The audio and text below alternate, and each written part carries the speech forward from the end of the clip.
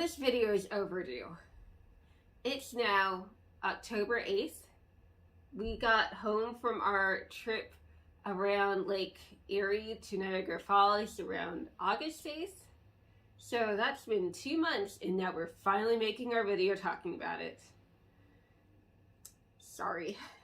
So you might recall 2 months ago we had a really short video saying we have COVID now. And we talked about how we got COVID on our trip. And we would normally make a video about our trip, but instead we were too busy being sick. We took a road trip through Ontario, made a couple of stops along the way, and then went to visit Niagara Falls on the Canadian side, then drove around and visited again on the American side.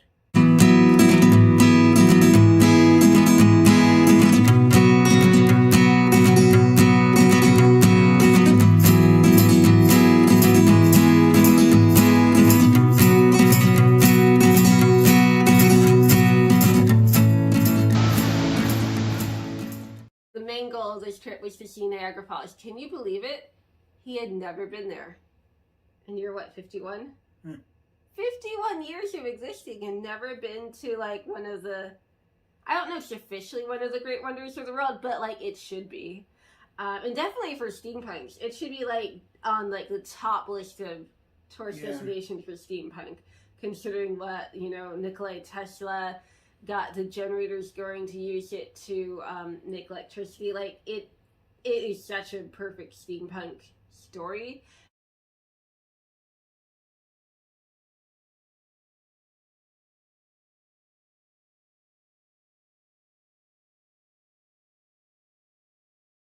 Started becoming a tourist destination was maybe 1910s is when they started thinking about that. So some of the structures are still in that steampunk style, like the Queen Victoria where we ate.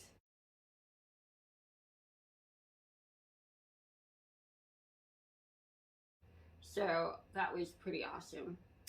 So now I will jog your memory. So our first stop was, speaking of steampunk, the Henry Ford Museum in Dearborn, Michigan. Yeah. Do you remember that now? Yes. Which we've never been before. Again, how are we such terrible steampunks not going to the top steampunk destinations that are driving distance of us? But yeah, even though it's not actually that far from us, it's not even a 3-hour drive, we had never been to Greenfield Village. We had never been to the Henry Ford Museum. And again, like, I get it's not specifically a steampunk museum, but the history of transportation from before the steampunk era and then after the steampunk era, but still a lot in our target era, that was really cool.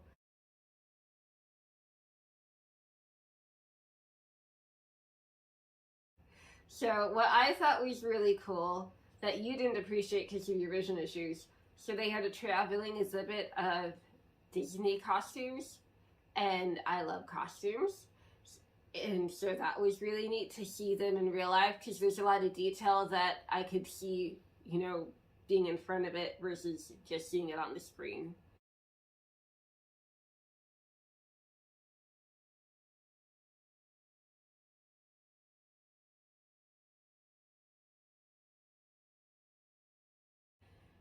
Then for the actual permanent exhibit, I was very excited to see a Dymaxion house, which Kaylin was not familiar with. Cool. It is so cool. It was very science fiction. Yes, and it's very retro futuristic. Yeah. And that's a house designed by Buckminster Fuller, and the idea is like they could be mass produced and like it's this dome-shaped house with windows all around, and you can move the walls to make it adjustable to your needs.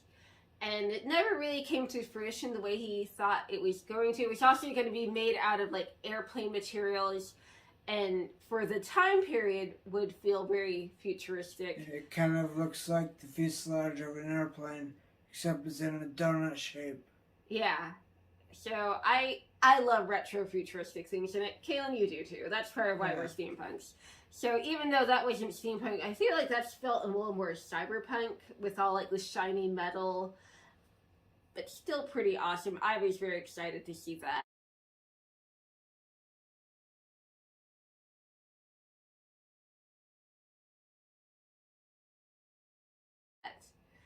And then in the actual like transportation stuff, I think one of my favorites was that really early train where it looks like stagecoaches. I think they said it was the third train ever made. So I didn't really think about the history of trains. That was cool. Yeah, wasn't that? Because I didn't really think of the history of trains, but yeah, it makes sense that if you didn't have trains before, your inspiration would be stagecoaches. So that's what this train literally looked like, and it was like the third train ever made in America. They also had many other trains from other parts of history, and some of them you could go in and take pictures in.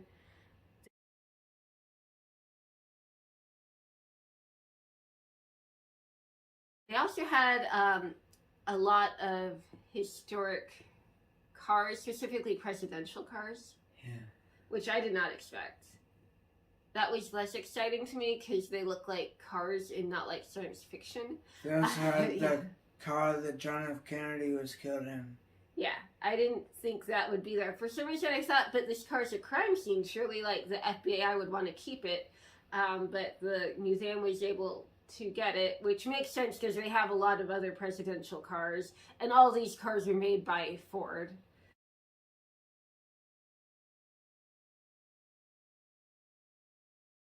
They also had art displays, displays of dollhouses. I love dollhouses too.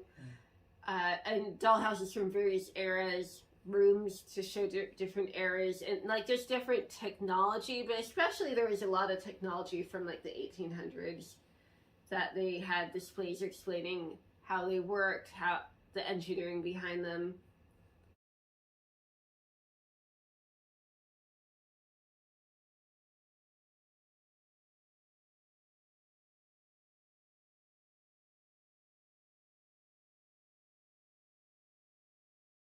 One of my favorite parts of our road trip was going to the Rock and Roll Hall of Fame in what city is that in?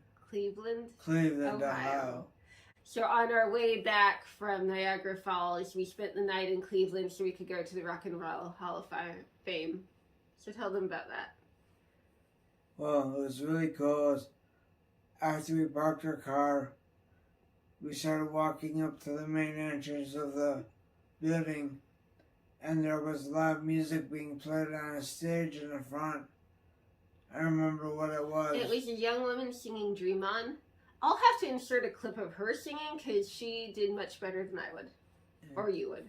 Well, dream on, dream on, dream on, dream until your dreams come true. And inside they had different eras of rock and roll that you could visit, hear music from, and see signatures and posters and stuff like that.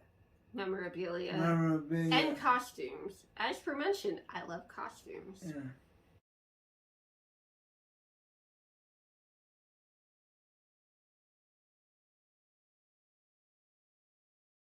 They did have some interactive displays, which we didn't spend a lot of time in because they were pretty crowded.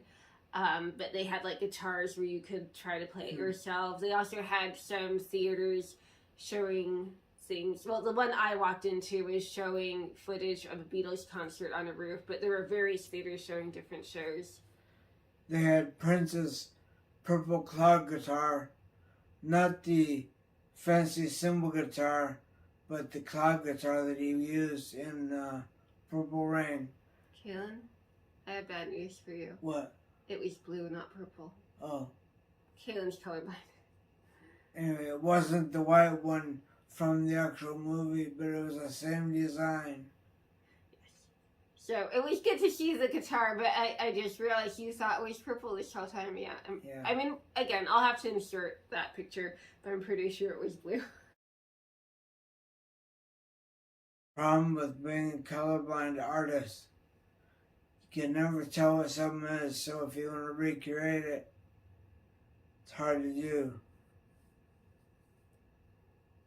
So that was our last day of the trip, which is when I was already, I think, starting to get sick.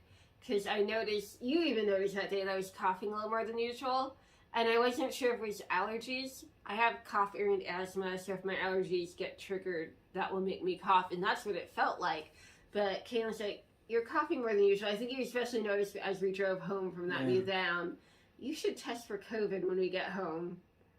And then we got home, and I tested for COVID the next day, and I was positive. It was on Saturday. We had gone to the Rock and Roll Hall of Fame. When I was coughing a little more than usual, as I didn't otherwise feel sick. On Sunday, we both tested. I tested positive. Caitlin tested negative. Yeah. You did.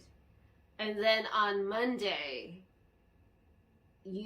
I can't remember if you tested positive or negative on Monday. I think it was Tuesday you finally tested positive. Because remember how your doctor couldn't prescribe drugs for you until you tested positive? Yeah. Like, you were already starting to feel a little sick. Not too sick on Sunday, but definitely on Monday. Like, that's when you were starting to cough a bit. And we contacted your doctor. And she's like, well, I can't do anything until you have an actual positive test. And we didn't get that till Tuesday. Even though you were clearly sick on Monday, because you were started the same way as me, where you didn't feel too bad, but you're starting to get that little cough.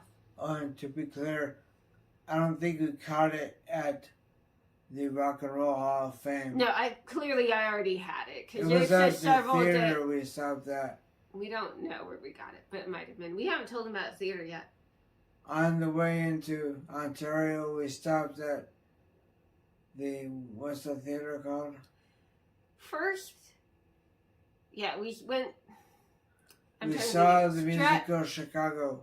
Stratford Festival. So Stratford, Ontario. I almost said Stratford Shakespeare Festival. We didn't see a Shakespeare play this time. We saw the musical Chicago, which was actually really fun. I quite enjoyed it. And you did too. But that might be when we caught it.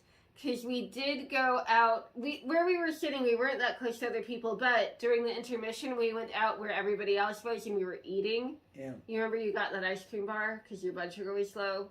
So, like, we were surrounded by other people without masks as we were eating, and obviously the other people weren't wearing masks either because they were eating, so that might be where we caught it.